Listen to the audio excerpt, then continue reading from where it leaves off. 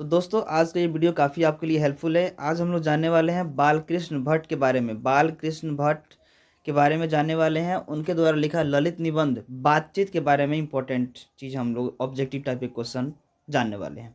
तो चलिए जानते हैं हम लोग फर्स्ट नंबर क्वेश्चन से लेकर के आपको जहाँ तक चले जाए। ठीक है, बालकृष्ण भट्ट की रचना बातचीत क्या है? तो बातचीत क्या है आपका आंसर आप लोग कमेंट करेंगे। अगर आंसर पता होगा तो इसका आंसर क्या हो जाएगा? करेक्ट डी, ललित निबंध है।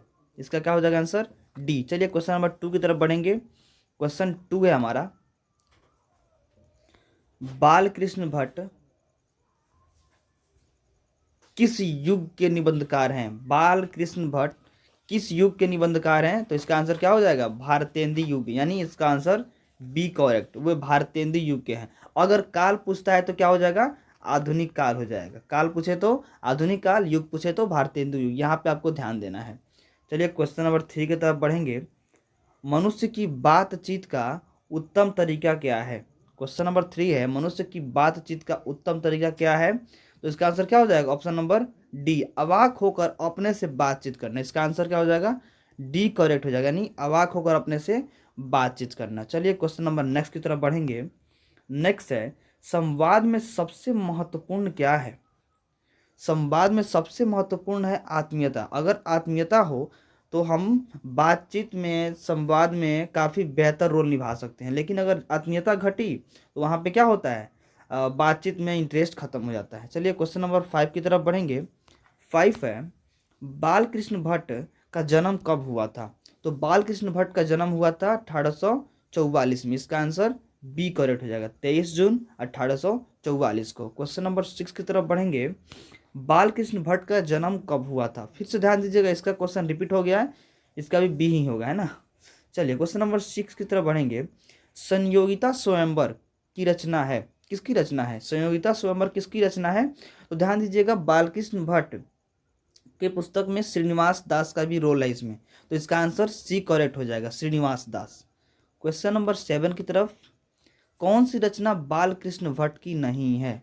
नूतन ब्रह्मचारी है, 100 अजान 1 सुजान भी है, सद्भाव का अभाव ये भी है, परीक्षा गुरु नहीं है। इसका answer D correct. Question number 8, कौन सी रचना बालकृष्ण भट्ट की है? तो ध्यान दीजिएगा, इसका आंसर क्या हो जाएगा? रेल का विकट खेल, यही है, ठीक है ना। कछुआ धर्म, रेणुका प्राच्य विद्या नहीं है, रेल का विकट धर्म, यानी इसका ए करेक्ट हो जाएगा। क्वेश्चन नंबर 9, बालकृष्ण भट्ट ने कौन सा मासिक पत्र निकाला था? तो कौन सा मासिक पत्र? प्रताप, हिंदी प्रदीप, करमवीर, ज्योत्सना, क्या निकाले थे? तो इसका आंसर क्या हो जाएगा? हिंदी प्रदीप, यानी सी करेक्ट हो जाएगा। हिंदी प्रदीप नामक उन्होंने मासिक पत्र का निकाला था। वो कब निकाला था आप लोग बताएंगे? 77 में, है ना, 1877 में निकाला था। 10 नंबर बढ़ेंगे। बातचीत किस विद्या की रचना है? तो बातचीत क्या है? इसका आंसर क्या हो जाएगा? डी है, ललित निबंध है ना। क्या है वो? एक प्रकार का ललित निबंध है। क्वेश्चन नंबर 11 की तरफ बढ़ेंगे। रॉबिन्सन क्रूसो ने 16 वर्ष के उपरांत किसके मुख से एक बात सुनी? किसके मुख से सुना था उन्होंने?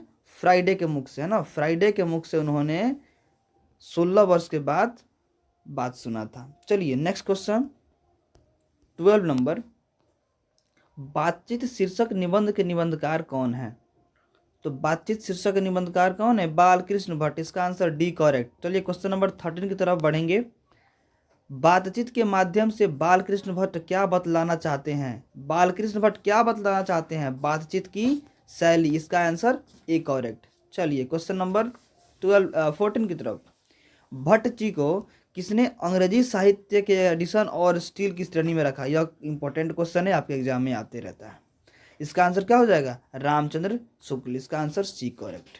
15 नंबर देखेंगे। बालकृष्ण भट्ट का निवास स्थान कहाँ है? उनका जन्म कहाँ हुआ था? इलाहाबाद के उत्तर प्रदेश में। बी इसका करेक्ट हो जाएगा। टाइम कम लेना चाह रहे हैं और नॉलेज थोड़ा आपको चाह रहे हैं थोड़ा अधिक मिले, है ना, ताकि आपका एग्जाम में हेल्प हो सके। बालकृष्ण भट्ट ने किस पत्रिका का संपादन किया? हिंदी प्रदीप, सही है। क्वेश्चन नंबर 17 की तरफ बढ़ेंगे। बालकृष्ण भट्ट ने हिंदी प्रदीप, देखिए क्वेश्चन पूछे थे कि कब निकाला गया, तो 1877 में। इसका करेक्ट आंसर ए हो जाएगा। 18 नंबर, कौन सी रचना बालकृष्ण भट्ट द्वारा रचित नहीं है? नहीं है पूछा है, तो पद्मावती भी रचे हैं, वेणी संहार ये भी है, मेघदूतम और मेघनाथ। ध्यान दीजिएगा यहाँ पे मेघदूतम नहीं होगा, मेघनाथ वध भी है उनके बुक में, ठीक है, मेघदूतम नहीं है। इसका आंसर सी करेक्ट हो जाएगा। 19 नंबर देखेंगे, कौन सा उपन्यास बालकृष्ण भट्ट द्वारा रचित है? मैलांचल नहीं, मैलांचल नहीं है, गोदान, गोदान भी नहीं है, 100 अजान एक सुजान है। इसका आंसर सी हो जाएगा। मैलांचल किसने लिखा है आप लोग कमेंट करके बताएंगे। फणीश्वर नाथ रेणु। गोदान किसने लिखा है? प्रेमचंद ने, है ना, प्रेमचंद ने लिखा है। क्वेश्चन नंबर नेक्स्ट बढ़ेंगे 20 नंबर, नाटक के प्रारंभ में होने वाले पाठ को क्या कहते हैं? तो उसे कहते हैं नंदी पाठ, है ना, क्या? नंदी पाठ। इसका answer B correct. 21 number question देखेंगे। 21 नंबर क्वेश्चन है, रॉबिन्सन क्रूसो को कब तक मनुष्य का मुख देखने को नहीं मिला था? तो 16 वर्षों तक, है ना, 16 वर्षों तक नहीं मिला था। क्वेश्चन नंबर 22 देखेंगे, बोलने से, ध्यान दीजिएगा यह भी क्वेश्चन काफी इंपॉर्टेंट है कि बोलने से मनुष्य का रूप का साक्षात्कार होता है। तो बोलने से बेन जॉनसन, असल बातचीत एडिसन। बोलने से बेन जॉनसन और असल बातचीत एडिसन, है ना, बीबी बोलने से बेन जॉनसन। ये क्वेश्चन आएगा, आप ये से याद करेंगे। असल बातचीत क्या हो जाएगा? असल बातचीत दो व्यक्तियों के बीच होता है, एडिसन, है ना। चलिए क्वेश्चन नंबर नेक्स्ट की तरफ बढ़ेंगे। 24 एडिसन के अनुसार असल बातचीत कितने लोगों के बीच हो सकती है? तो इसका आंसर क्या हो जाएगा? ऑप्शन नंबर 2 हो जाएगा, है ना, यानी ए हो जाएगा करेक्ट। 25 देखेंगे, बातचीत से मन किस प्रकार का हो जाता है? तो बातचीत से मन किस प्रकार का हो जाता है? हल्का और स्वच्छ हो जाता है। इसका आंसर सी करेक्ट हो जाएगा। चलिए 26 देखेंगे, किसके न होने से सृष्टि गूंगी प्रतीत होती है?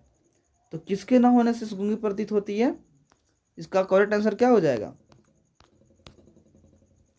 वाक शक्ति के, है ना, क्या? वाक शक्ति के, बी करेक्ट हो जाएगा। चलिए 27 देखेंगे, आर्ट ऑफ कन्वर्सेशन कहाँ के लोगों में सर्वाधिक प्रचलित है? तो कहाँ के लोगों में है ये?